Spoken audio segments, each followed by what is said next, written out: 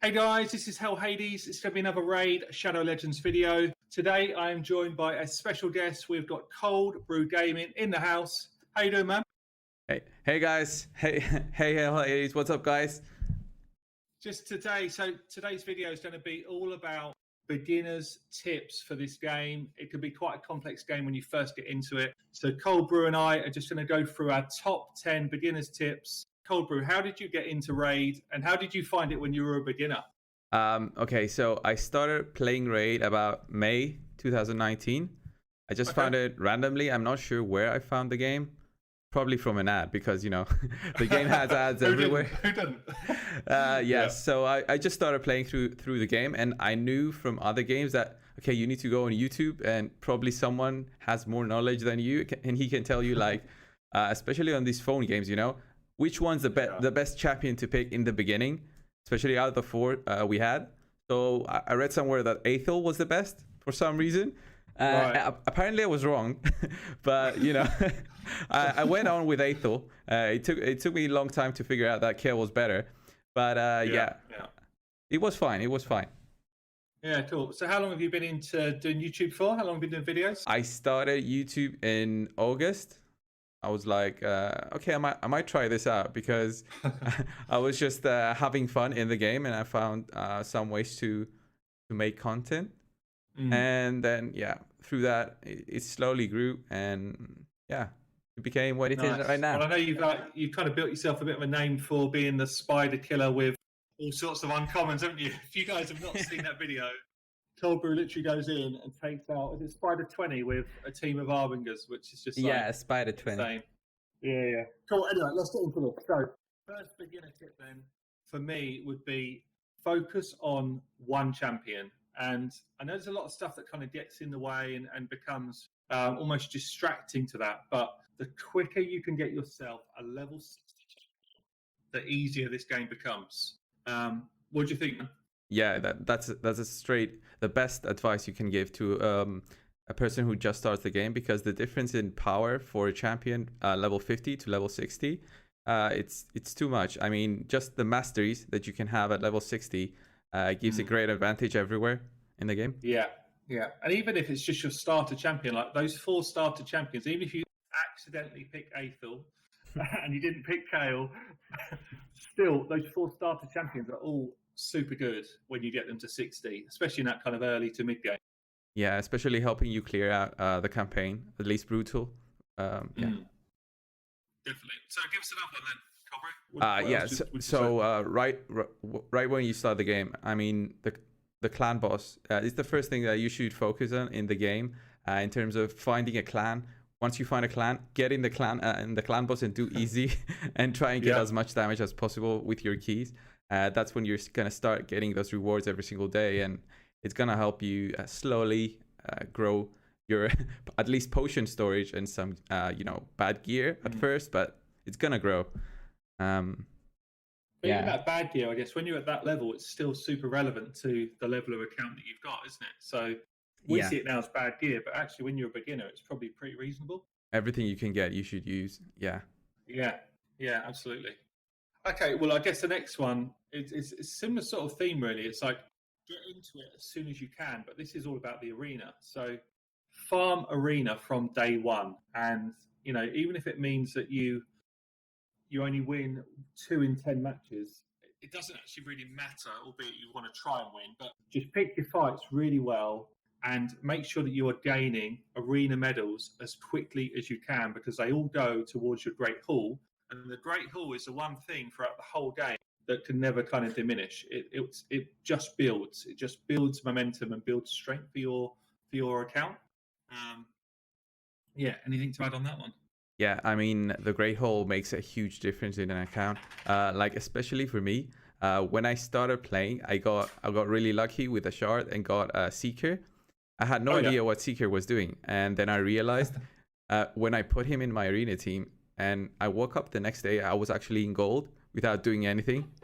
It was just that huge difference in my account, and then I slowly getting those gold medals actually helped me with the Great Hall, maxing out accuracy, and using that in the Clanboss just helps tremendously, you know. Yeah, because actually accuracy, I guess it's quite useful just to get everything to like level 1s and 2s, but once you get past that, just accuracy is your biggest kind of supporter for the early game into mid game in those different power ups. Yeah, because especially in the starting out the game, you can't have everything on your gear. You can't have accuracy, crit rate, critical damage, survivability. You can't have everything, and getting accuracy through the Great Hall helps out. You know, getting those debuffs to stick on the boss. Yeah, for sure. Okay, far enough on us. So yeah, we're at number 4. So yeah, we always have these artifact leveling events, and it takes a lot of silver to level up every single piece of gear. So when you do have these artifact events, that's when you should level up your gear, and you can have your gear at level 8, for example, before those events, but after that, that's when the real points come in, level 12 and 16. So you can choose and go up to 15, but I mean the real points are at the 12 mark and the 16 mark for artifacts. Yeah, for sure. Yeah, and actually, when you're early game, trying to go past level 8 on gear is so expensive for silver. Like getting to level 8 is actually really cheap, but the amount of silver that you need to get past level 8 up to 12 is huge when you're an early game player. So you're better off just kind of stockpiling silver, like you say, until those events start to crop up, and then you kind of blow through it then and really make the most of those events. Yeah, I agree. It's silver is so hard to get in the beginning of the game, and you can blow through it so easily with just a misclick, pressing 16. Yeah, it's like these big ads for raid. It's like, we're going to give you 50,000 silver when you start the game, as if it's like a big amount. I tell you what, 50,000 silver is literally no silver in this game at all. It would get you nowhere at all. Yeah, it's a joke. It's a joke. Yeah. I guess the next one, it kind of comes in the same sort of theme, really, again. So when you're leveling up gear, when you're choosing what gear that you need, so for number 5, it's about pick the items that are going to really help you boost your clan boss or your arena team first. They're like the two things that you really want to focus on for gear.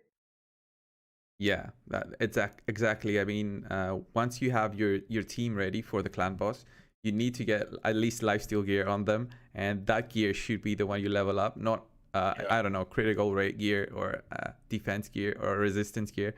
That's just gonna be a waste in the beginning of the game. Yeah, absolutely right. Yeah, far away. What's the next one? So yeah, the thing is, many people that start the game, everyone that starts the game wants to go in the dungeons to farm and get the best gear possible, and go to Dragon and probably find the best lifesteal gear possible. But everyone's forgetting that you can actually selectively farm for items through the campaign. Like if you're having trouble having, for example, speed boots, lifesteal speed boost, for example, you can just go to the campaign, go to Brutal, find the lifesteal stage, and do stage 6, and do that until you find the boots with speed or defense or whatever, and you can just do that until you get everything for your team. Yeah, so I think, like you say, loads of people come to me. I do quite a lot of takeovers in this game, and people come to me and say, I want to get to stage 6 Dragon because I need some speed gear. And I'm like, whoa. You don't need level 6 Dragon. You actually just need to get yourself back in the campaign, farm some boots whilst you're leveling up the rest of your champions. Because that's the thing. All your focus needs to come back to that point number 1. Get somebody to level 60. If you can collect some artifacts along the way, which are going to help you, fine. But actually, don't focus on the items. The items are not the kind of starting point here. Yeah, absolutely right. Yeah. Okay, so I guess the next one for me then, number 7, would be once you've got a champion and you've pulled somebody, actually go online. There's a lot of resource now on YouTube to determine whether the champion you've pulled is actually worth your time, worth the investment. And I think it could put them in as 300 odd champions in this game or something. There's loads of champions 400, in this game. 400, including comments and comments. Yeah, it's over 400. Yeah. So and actually some of those rares can be really, really solid. But probably when you start the game, you've got absolutely no idea what a good champion versus a bad champion looks like. So use the resource that's already out there now. There's probably a good 10 very active content creators There's now some pretty solid tier lists out there, which kind of take at least all of the rares upwards into account. Yeah, yeah, I agree with everything, and I think the main thing is that not only you should check one YouTuber, you should check another one that did the same video on the same champion as well, because for example, Hell Hades did a champion guide on, let's say, Jarek. Okay, what did he use Jarek for, and where did he use him? What did he use with Jarek in his dungeons or clan boss? That might be an indication of something different, different use for that champion, other synergies that he can have with other champions. So it's always good to check every single one of the YouTubers. Okay, it might be too much, but at least 2 or 3, especially if you're going to invest in a legendary and use your skill books. Well, you'll get a good feel for it, won't you, at least? Yeah. You'll get a good feel for when you see at least 2, you'll be like, yeah, these guys are probably onto something with this champion, and then you might do a bit more research if it feels like they're good.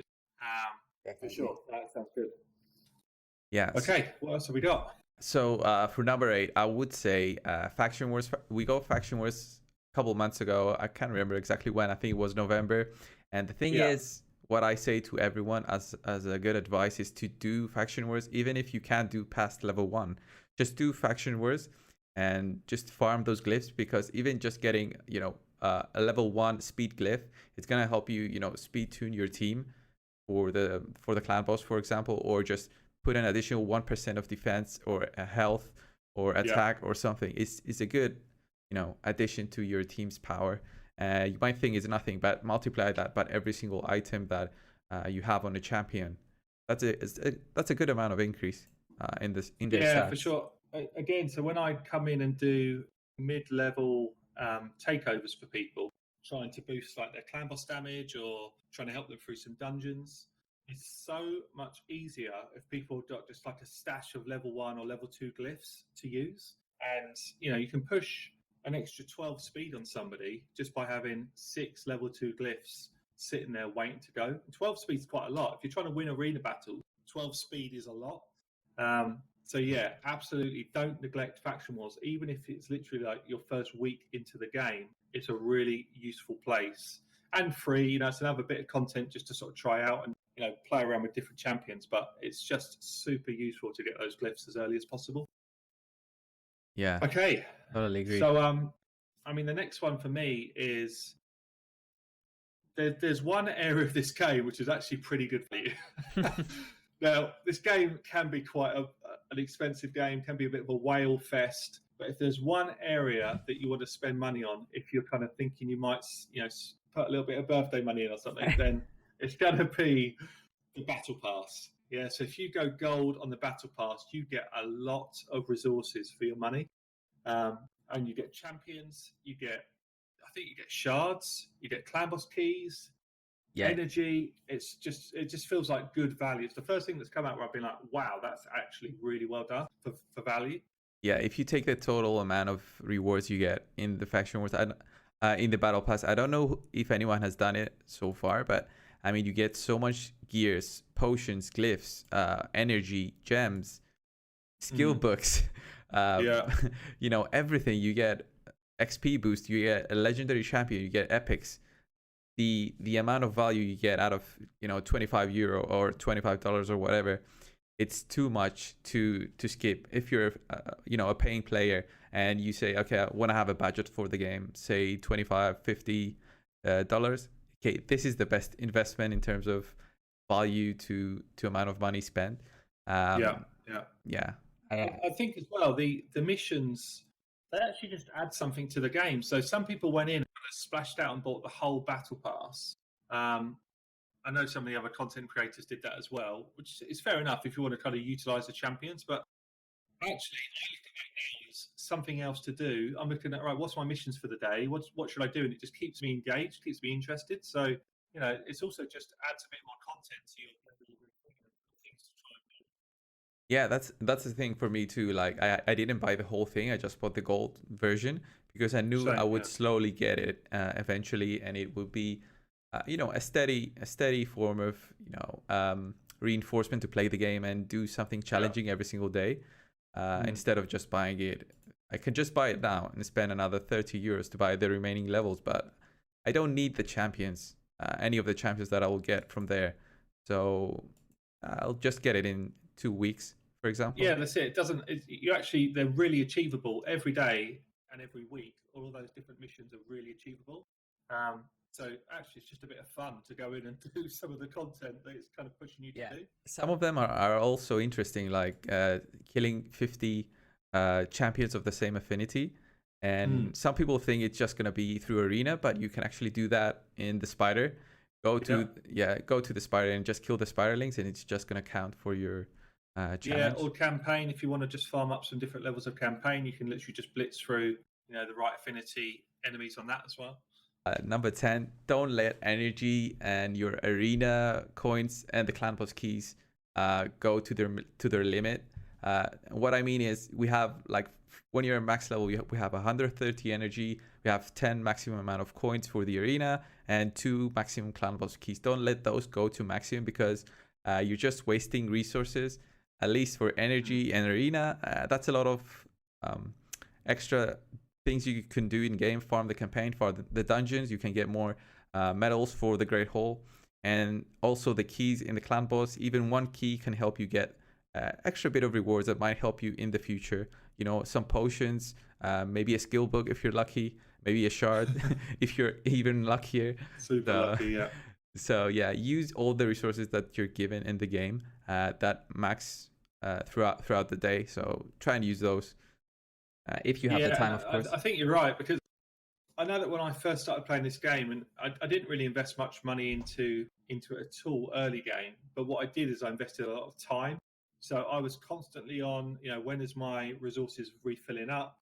And I can honestly say, like, my arena tokens pretty much never maxed out. Yeah, those are very easy to use as well. If you have a good team that just kind of blitz through arena in 10 seconds, 15 seconds per fight, then it's an easy way to go through them. And it takes an hour for one, coin to refill. So it's fine. Yeah. Even if you go to sleep, you can wake up in the morning, do some fights, go on with your day, and then later on you can go back in it, at least for arena, get those Great Hall medals. Absolutely right, yeah. So look, guys, hopefully you've found some use in that. Top 10 tips for beginners. Cold Brew, thanks for coming onto my channel. Obviously, we should do this again sometime, but I guess just give people a feel for what they would find at your channel. Thanks a lot, mate, for having me on your channel. So guys, if you want to check me out, you can find a link down, possibly in the description, or I'll put it in the comments as well for you guys to find it. So in my channel, I have these kind of tips.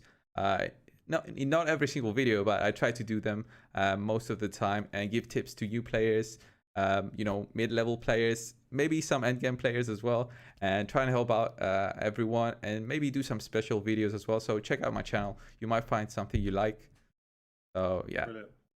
Okay, cheers, Cold Brew. Catch you later, mate. Thanks, mate. See ya.